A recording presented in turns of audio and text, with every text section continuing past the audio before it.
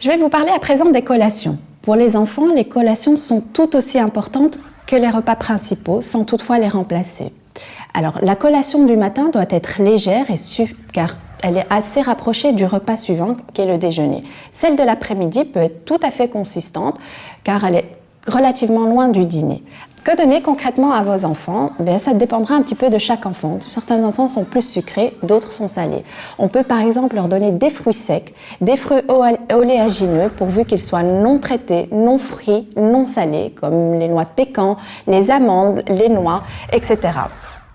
On peut par exemple aussi l'après-midi leur donner une tranche de pain complet avec du fromage, avec de la confiture. On peut également donner des cakes faits maison.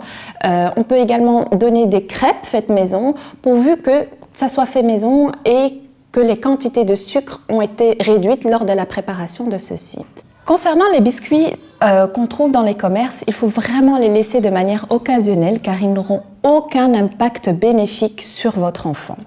Ils sont beaucoup trop riches en sucre, beaucoup trop riches en sel, beaucoup trop riches en mauvaise graisse. Donc vraiment, encore une fois, laissez-les de manière occasionnelle.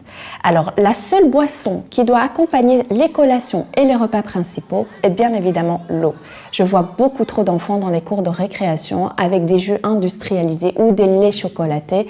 Sachez que ce n'est pas rendre service à vos enfants de leur donner ce genre de boisson. Habituez-les dès leur plus jeune âge à boire uniquement de l'eau. Pour la collation de vos enfants, qu'elle soit matinale ou celle de l'après-midi, usez et abusez des fruits de saison pour leur richesse en vitamines et en fibres. Groupe scolaire Charles Péguy, des pas éclairés vers un avenir rayonnant.